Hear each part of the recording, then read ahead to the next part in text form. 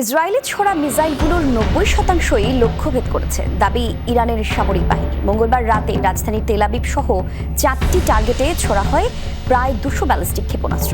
প্রথমবারের মতো ব্যবহৃত হয় হাইপারসোনিক মিসাইল ফাতাহ। এই হামলার চড়া মাশুল গুনতে হবে ইরানকে, এমন হুঁশিয়ারি দিয়েছেন প্রধানমন্ত্রী বেনিয়ামিন নেতানিয়াহু। ইসরায়েলি ভূখণ্ড লক্ষ্য করে ছুটছে একের পর এক ইরানি ক্ষেপণাস্ত্র। মঙ্গলবার তেল আবিবকে লক্ষ্য করে কয়েক দফায় অন্তত 200 মিসাইল ছোড়ে তেহরান।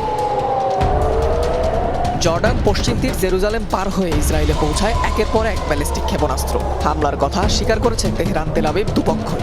আন্তর্জাতিক বিভিন্ন গণমাধ্যম বলছে বেশ কিছু ক্ষেপণাস্ত্র বিস্ফোরিত হয়েছে ইসরায়েলের ভূখণ্ডে। ইসরায়েলে হামলা চালিয়ে বড় ভুল করেছে ইরান, এর জন্য তাদের চড়া মাশুল গুনতে হবে। তেহরানের প্রতি এই হুমকি দিয়েছেন দেশটির প্রধানমন্ত্রী বেনিয়ামিন নেতানিয়াহু। আত্মরক্ষা ও শত্রুপক্ষকে উপযুক্ত জবাব দেওয়ার লক্ষ্যে আমরা যে অবিচল তা বুঝতে পারছে না ইরান। সিনওয়ার ও দেইফও ধারণা করতে পারেনি, নাসরাল্লাহ মহসেনও না। তেহরানে যারা বসে আছেন তারা বুঝবেন এবার। নিজেদের নীতি মেনে চলি আমরা। যারা আমাদের উপর হামলা চালায় পাল্টা জবাব পায় তারা। ইসরায়েলে ইরানের হামলার পর দেশ জুড়ে জারি করা হয়েছে সতর্কতা। আকাশসীমা বন্ধ ঘোষণা করেছে জর্ডান সহ বেশ কয়েকটি দেশ। ইসরায়েল থেকে স্থগিত করা হয়েছে সব ফ্লাইট। এর আগে গত এপ্রিলে ইসরায়েলি ভূখণ্ডে হামলা চালিয়েছিল ইরান। প্রায় 300 ড্রোন ও রকেট ছুড়েছিল তেহরান।